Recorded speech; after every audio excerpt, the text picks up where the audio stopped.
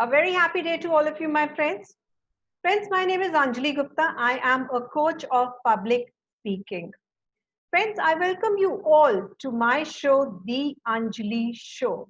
Why is the Anjali Show so special, my friends? Well, it is special because it is all about you. We invite all the influencers, people who are professionals, speakers, non-speakers, to share a message that they have to share with the world. In case you have a message to share too, you can always join us and get connected with us to appear on the Anjali Show. Friends, today we have an esteemed guest amongst us. Her name is Mrs. Neerja Singh. Let me read out a small bio about her. She's a teenager. Can you guess what a teenager stands for? Well, she is a senior teenager. My friends, she's a professional speaker on generational issues with 37 years of work experience. Yes, my friends, 37 years of work experience and a senior teenager. Isn't that a deadly combination? Her life experience, in her life experience, she has been an advertising executive, prize-winning fiction writer, featured journalist, teacher, documentary script writer, TV anchor, and professional columnist. She addresses India's never before generation gap. She's also the president of Delhi chapter of Professional Speakers Association of India. And can you guess what her topic is today, my friends? Well, friends, her topic is, which would be of an interest to not only the parents, but also the teenagers as well. And the topic is, should teenagers have privacy? Over to you, Neerja ma'am. We look forward to hearing from you and so very much welcome on our show. Welcome. You are on mute, ma'am.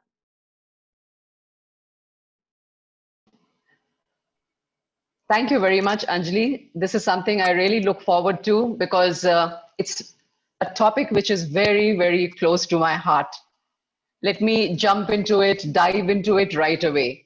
Sure. I'm going to start with a question to everybody, anybody who's listening out there. And the question is, do you and we as a species want to survive? Do we want to survive still? Because it seems more and more that the biological or the spiritual, that primal urge to survive seems to wane at times. We see a lot of changes, young people who are not wanting to get married, to start families. There's so many changes happening around us. Our needs have changed, our expectations have changed. So the question to start with, do we want to survive as a species? And if I suspect the answer is yes, then we have a lot of work to do. You and I literally are standing on the shoulders of our ancestors. Anjali and I and you, my friends, especially Anjali and I, we are standing on the shoulders of our ancestors, right? There were people, our fathers, mothers, forefathers, who invested in us. They were the reason that we've turned out healthy, productive, and functional. We have all of these things because our parents exercised control over our upbringing. But today, that control is not as integral. It doesn't have that kind of integrity anymore. That control is being snatched away from the modern parents by the online world. And that is where the question of privacy comes. Who are these people? Who are these agencies who've taken over control from the parents? These are peddlers of pain in some cases. They could be dealers of drugs, pushy marketeers, and some unaccountable strangers in the world of internet, which you and I know can be extremely, extremely addictive. Now, let me put a disclaimer right away. The idea is not to be alarmist or sound, a lot of alarm that we are facing a huge crisis. No. But we also have to be realistic. We also have to acknowledge. We cannot afford to dismiss certain experiences that many of us are going through and perhaps not voicing it. Now, when I say should teens have privacy, remember when Anjali and I and many of us were teens, what did privacy mean? Privacy meant that adults will not enter your room or search your room in some cases, or they will not go through their bags, or they will not read your private diary. That was the extent of privacy. Today, privacy is something extremely, extremely different. It has several, multiple nuances. And most of that privacy is related to the lives of teenagers online. Therefore, to clarify to everybody, when we are talking of privacy of teenagers, we are primarily talking of their online privacy. Now, what all is there online? Well, we know there's pornography online. There are predators online, predators of young people, young children. There are activities that literally you and I as parents would never imagine or have the vocabulary for. See, it's the things that our children, our teenagers are experiencing online. You and I would never permit it in the physical world. No way. You wouldn't. But these things are taking place. And my premise is that the digital highway is one of the most serious threats to the health and potency of the generation that we are going to leave behind. You know, I am sure you've heard that there is an emergency vault of seeds in Norway somewhere. What that vault does is store all the biodiversity that humans have gathered over millions and millions of years of our human civilization. And more today, I get the thought that perhaps it's time now that we'll have to start creating a human healthy gene vault, a vault for the human DNA. Because I do believe, I'm not 100% certain that the generation that I will leave behind will be as healthy as I am. Because the young today are just getting too fatigued, sleep deprived, distracted, heartbroken. It somehow seems that I don't know, maybe I'm wrong, but I suspect that they may not have the stamina and the resilience for a lifetime of living. You understand? A lifetime of living. Now, my generation was brought up by parents to believe that life is a struggle. But the millennials and the Gen Z, the youngsters today, for some reason, they're growing up with this picture that life is an Instagram image, peachy in color, everything in order, filtered, tinted. But see, that is not how life is. You join college and you think everything will be hunky-dory when you graduate, but you realize later that the work has to carry on. That's what life is. Now, a few things that are happening today. Number one, your home is not private anymore. It used to be. But today, inside your home, your teenager could be intimate with people that you don't know at all. In your teenager's life, there may be people who are extra constitutional. You understand? They're not related to your family in any legal way. They're extra constitutional, but they have influence over your child. These are people they're meeting online. So literally the global world has invaded the homes and the minds of our children. And this is happening through the smartphone. So when you're handing over that smartphone to your teens, you're giving them access to spaces that are dodgy. Let's say they are dodgy.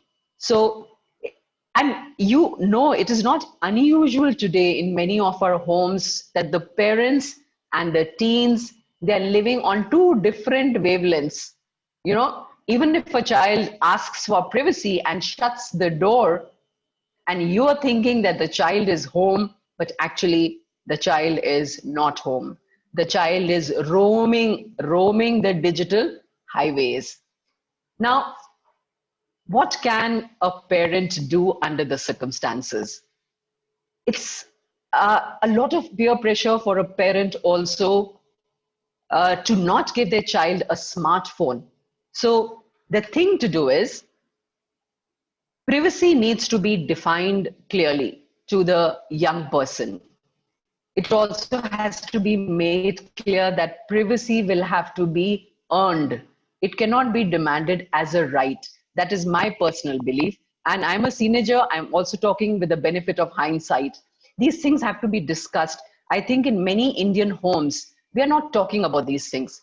We get a smartphone, it's unboxed, you just give it to a child, and the child is on their own. I believe today, when you are getting your child a smartphone, sit with your child when you're unboxing it. It's one of the new things that children are very fond of doing. They love unboxing.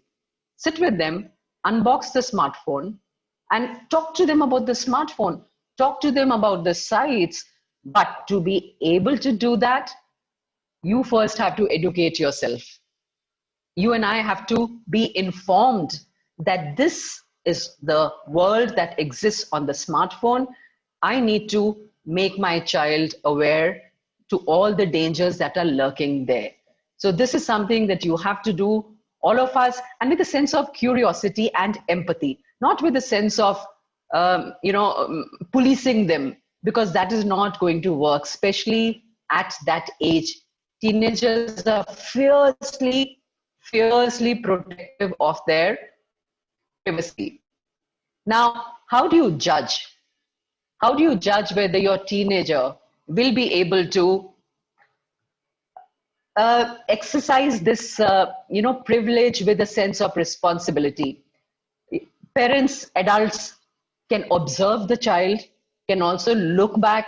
You have an idea of how responsible your child has been, how mature the child has been. Has he been coming back at home at the time that they said they would? Were they accountable? Did they keep their word? So that's a good way to judge whether the child has earned that smartphone. But you also have to remember, I think a parent of a teenager just cannot afford to go to sleep today. A child is a work in progress. So even if a particular child has been trustworthy, tomorrow it might happen that they may experiment. So literally speaking, we are living in a world where the onus is on parents to stay alert, to stay relevant, to literally stay one step ahead. It's important today because the world out there is just looking for eyeballs. The digital world is a profiteering world. And if many of you would have seen by now the documentary, The Social Dilemma, we've seen what goes on in that world, where all this programming is carried out.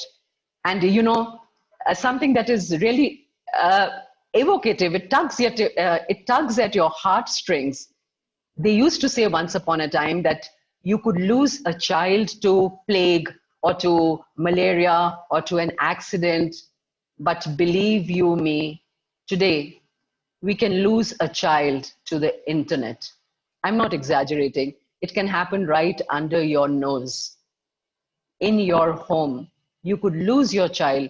Your child is open to a lot of influences.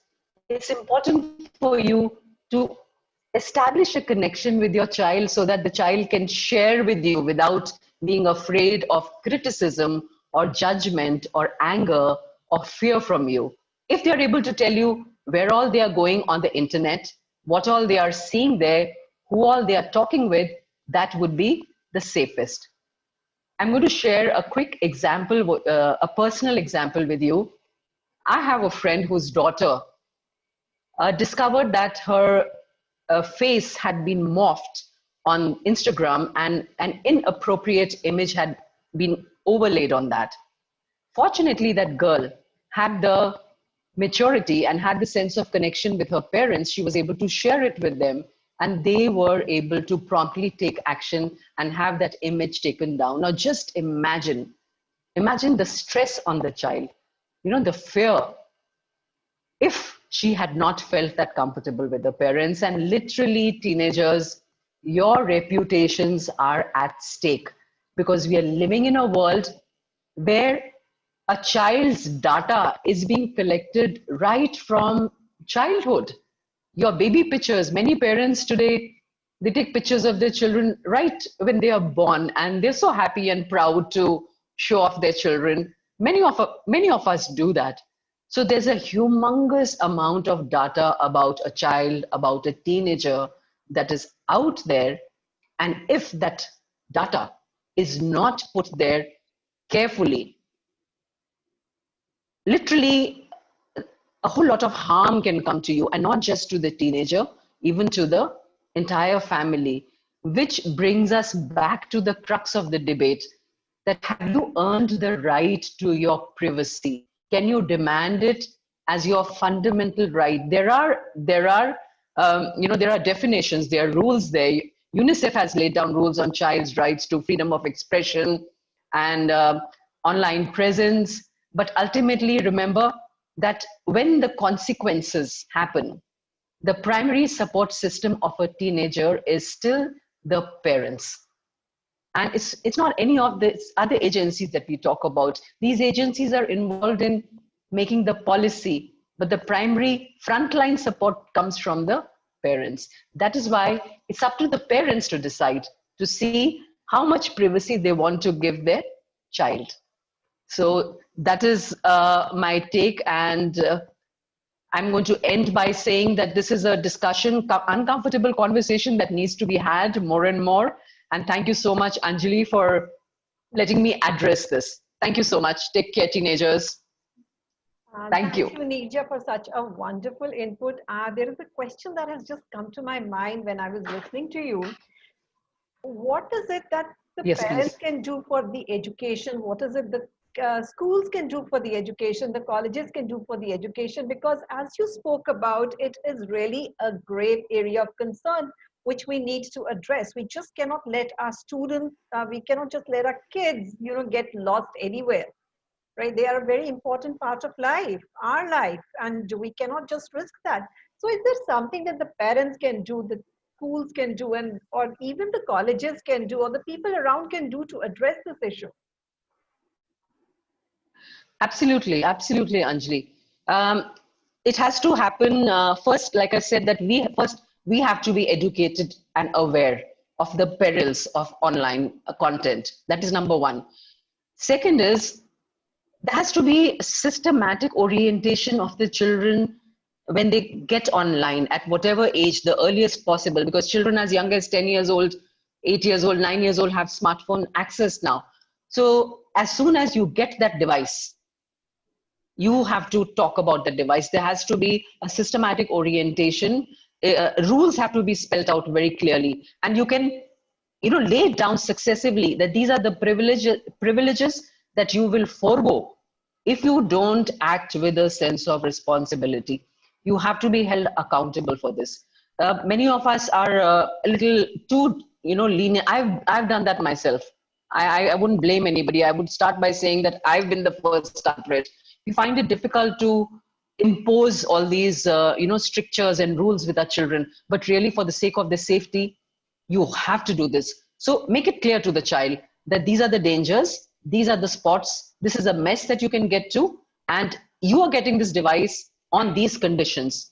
You have to let us know, where you are and at what time you'll be back, and all these things. And then gradually withdraw those privileges if they are not sticking to their promise or the whatever agreement that you have arrived at together. That's very important, because it's you. I mean, to recover from this it's perilous. To recover from this takes a lot. And why would we want to put precious, promising young lives at this kind of risk? It just does not make any sense. I'm exaggerating it, Anjali, but I believe it's a fight today. It's the minds of our children, whether they are 10-year-old, whether they are 22-year-old, and WHO defines adolescence as starting at 10 and ending at 24.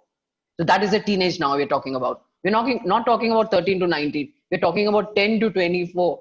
I believe that literally there's a fight for the minds of our children today, because there's a whole market out there wanting the eyeballs, the minds, the hearts of the young, with no, and no penalty to pay for the consequences. They are not going to handle the consequences. When it comes to consequences, it is the parents. So now is the time for the parents to jump into it. We must jump into it. We must question them. Right. Yes. So all this information that you're sharing with us, is it available at some particular website or place wherein we can go, and the parents are not aware of it, that they can go and read this particular information and get the knowledge? Anjali, there is enough and more knowledge out there. It's just a matter of us, looking for it.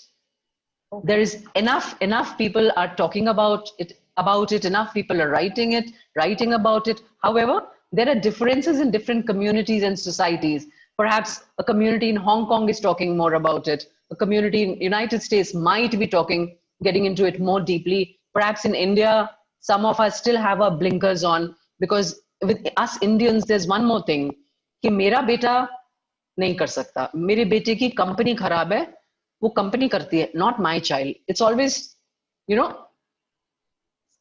Sharma ji ka beta or Singh ji ka beta or somebody else, not mine. So there's a problem here. But my point is that we have to wake up. We have to wake up, because the world has changed. The radius has grown. It's gone exponentially into the ether. It's not next door anymore. It's not your relative anymore. So accordingly, so to answer your question, there's enough and more content available out there. There are people like me talking and writing about it all the time. So it's a question of getting online and doing your homework. We have to do our homework. Yeah. Okay, thank you so very much, Nija, for these wonderful answers. My friends, parents, and teenagers, I'm sure you must have understood the perils that are there whenever we demand something for ourselves. So we need to really understand. If we are parents, we have to understand what is the extent to which we can allow privacy to the teenagers, our kids of today. And if you are a teenager, you already know, you're already aware of as to what is happening around you in the social media world, even though you might be locked up in the rooms, in the houses. Why don't you do one thing? Why don't you just figure out, find out, read about these things, which will help you understand what are the perils available, what are the perils that you might face. So whether you are a parent, you are a teenager, it is going to help you out, and it's going to act as your eye openers. I encourage you to educate yourself, and that is what is going to help you live a safe life. And in case you know and realize that neighbors, any teenager neighbor is also facing a similar issue, please do inform their parents also that this is the way they can help themselves out, and make it a point that you read a lot. And that is what is going to help you understand the teenagers better, and teenagers would be able to understand their parents better. Thank you so very much, Nija, for joining us on the Anjali Show. Friends, in case you also have a message to share with us, you can also join us. If you are an influencer, if you are a professional speaker, trainer, coach, consultant, and if you have a message to share with the world, feel free to connect with us on 9717800032. Alternatively, you can also write back to us at theanjalishow@gmail.com. Thank you so much. Bye, Nirja. Thank you so much for joining us. Thank you. Thank you. Bye-bye. Bye-bye. Bye-bye.